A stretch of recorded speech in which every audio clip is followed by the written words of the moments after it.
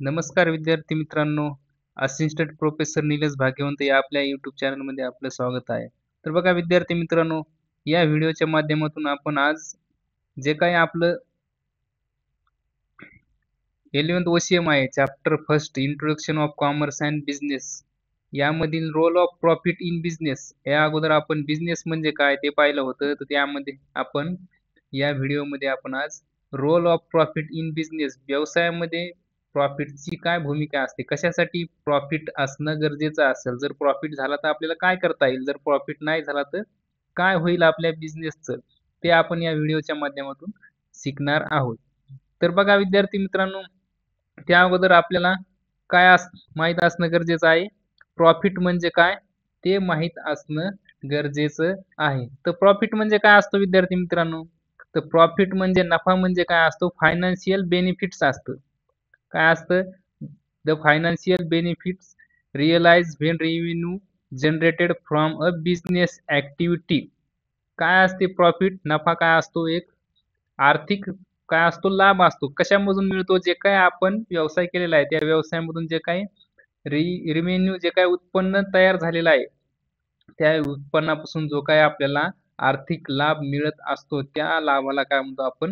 नफा असं म्हणत असतो. समजा आपण 1,00,000ची गुंतवणूक केलेली आहे आणि त्यापासून आपलं जे काही उत्पन्न आहे, त्या उत्पन्नामधून खर्च बाजूला काढून जर आपल्याला जे काही उरणारी रक्कम आहे, त्या रकमेला आपण काय म्हणत असतो? प्रॉफिट म्हणजेच नफा असं म्हणत असतो. तर या नफ्याचा आपल्या बिझनेसमध्ये रोल काय असणार? जर प्रॉफिट झाला तर बिझनेसची ग्रोथ होईल का नाही होणार? कशासाठी प्रॉफिट होणं गरजेचं आहे? ते आपण आता शिकणार आहोत. तर बघा विद्यार्थ्यांनो, प्रॉफिट कसा काढला जातो? तर profit is equal to total revenue minus total expenses. जर आपल्याला आपल्या व्यवसायाचा प्रॉफिट पाहायचा असेल, काढायचा असेल, तर कसा काढतो आपण? की जे काही टोटल रेव्हेन्यू जे काही एकूण उत्पन्न झालेलं आहे आपल्याला, समजा आपण काहीतरी उद्योग करत आहेत, पेन तयार करण्याचा. आपल्याला वर्षामध्ये 1,00,00,000चं काय झालेलं आहे? उत्पन्न झालेलं आहे आणि त्याच्यामधून आपलं 70,00,000 काय झालेलं आहे? खर्च झालेला आहे आणि जे काही उरलेले 30,00,000 आहेत, ते काय असणार आपले? आपल्याला झालेला एकूण नफा असणार. अशा प्रकारे आपण प्रॉफिट काढू शकतो. तर काय प्रॉफिट म्हणजेच काय? जे काही रेव्हेन्यू जनरेट झालेला आहे, त्याच्यापासून जो काही फायनान्शियल बेनिफिट त्या बिझनेस ओनरला मिळतो, त्याला आपण काय म्हणतो? प्रॉफिट, नफा असं म्हणत असतो. तर बघा त्या प्रॉफिटचा बिझनेसमध्ये रोल काय असणार? त्याची भूमिका काय आहे? ते आपण आता शिकू. त्यामध्ये बघा पहिली दिलेली आहे भूमिका रिटर्न्स टू इन्व्हेस्टर्स. जे काही गुंतवणूकदार असतात, त्या गुंतवणूकदाराला काय परतावा म्हणून तो रिटर्न्स देत असतो. मग गुंतवणूकदार कोण असणार? की जे त्या व्यवसायामध्ये भांडवल गुंतवणारे व्यक्ती आहेत. जसे की शेअर होल्डर्स आहेत, बिझनेस ओनर्स आहेत, ज्या व्यवसायाचा मालक आहे. ज्या व्यक्तीने काय केलेलं त्या व्यवसायामध्ये इन्व्हेस्टमेंट गुंतवणूक केलेली आहे, त्यांना काय मिळवून देत असतो? प्रॉफिट, नफा, परतावा मिळवून देत असतो. लाभ, आर्थिक लाभ मिळवून देत असतो. The people who invested money in the business expect fair return on their capital. This is possible if adequate profits are earn by business. काय होणार? जे काही व्यक्ती आहेत, त्या व्यक्तीने जे काही पैसे गुंतवलेले आहेत त्या बिझनेसमध्ये, तर ते कशासाठी गुंतवतात? की त्यांना जेवढा पाहिजे तेवढा पुरेसा नफा त्यांना त्या भांडवलामधून निर्माण झाला पाहिजे आणि त्यापासून ते कमाई करत असतात. तर मग कधी होतो? जर प्रॉफिट चांगल्या प्रकारे जनरेट झाला तर मग काय मिळतो त्यांना?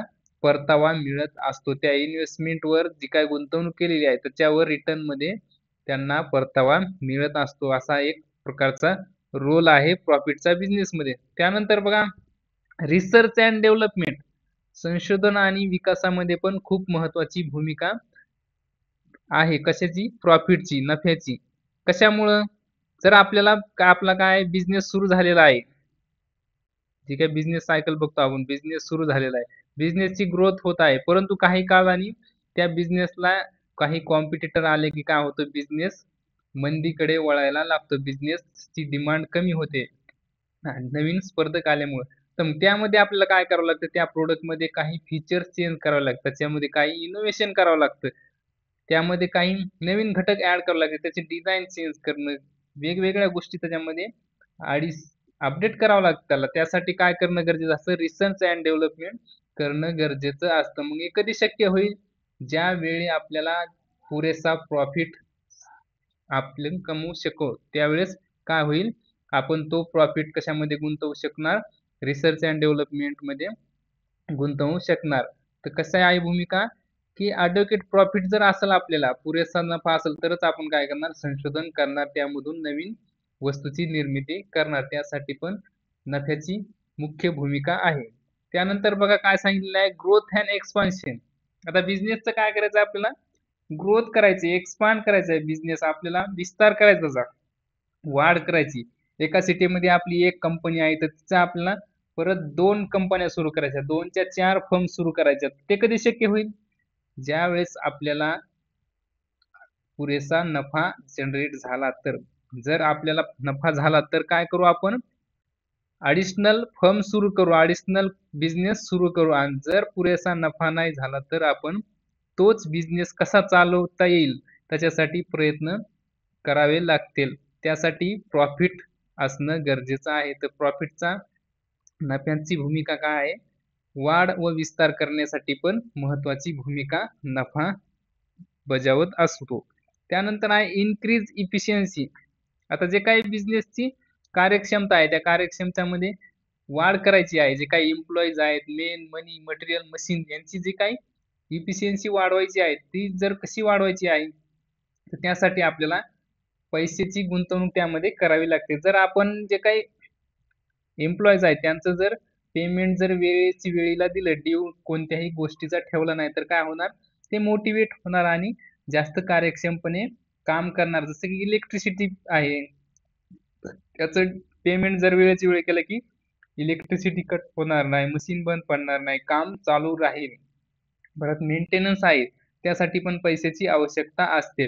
अशा प्रकारे कार्यक्षमतेमध्ये जर वाढ करायची असेल तर पुरेसा नफा असणं गरजेचं आहे. अशा प्रकारे नफा त्याची कार्यक्षमता वाढ करण्यासाठी पण भूमिका बजावत असतो.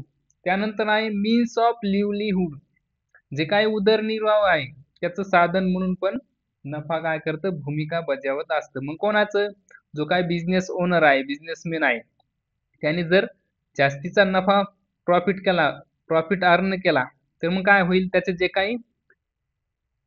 जे काही लाईफस्टाईल आहे ती चेंज होणार. त्याला जसं राहायचं आहे, जशी त्याची लाईफ आहे, तशी स्टँडर्ड तो राहू शकेल. त्याचे जे काही सॅटिस्फॅक्शन आहे, जे काही त्याच्या डिमांड आहे, जे काही त्याची इच्छा आहे, जसं राहायचं, जसं खायचं, कुठं फिरायचं, तो त्या गोष्टी करू शकणार. आणि जर त्याला सफिशियंट प्रॉफिट जर नाही झाला तर तो त्या गोष्टी करू शकणार नाही. त्यासाठी मीन्स ऑफ लिव्हलीहूड, उदरनिर्वाह साधण्यासाठी पण काय गरजेचं आहे? प्रॉफिट त्या बिझनेसमॅनला असणं गरजेचं आहे. त्यानंतर आहे त्यानंतर रिवॉर्ड्स फॉर रिस्क. जे काही रिस्क घेतले जातात, कोण घेतो रिस्क? Business owner. जो काही त्या बिझनेसमध्ये वेगवेगळ्या प्रकारचे रिस्क घेत असतात, धोके घेत असतो, त्या धोके पत्करण्याचं फळ देण्याचं काम कोण करतं? प्रॉफिट करत असतो, नफा करत असतो आणि त्याची भूमिका बजावत असतो. Profit is considered as a reward for assuming several business risk. आता बिझनेसमध्ये वेगवेगळे रिस्क असतात. कधी मंदी येते, कधी नैसर्गिक अनैसर्गिक काय आपत्त्या निर्माण होते, त्यापासून बिझनेसला वेगवेगळे धोके निर्माण होतात. त्यापासून काय करतो मग तो बिझनेस?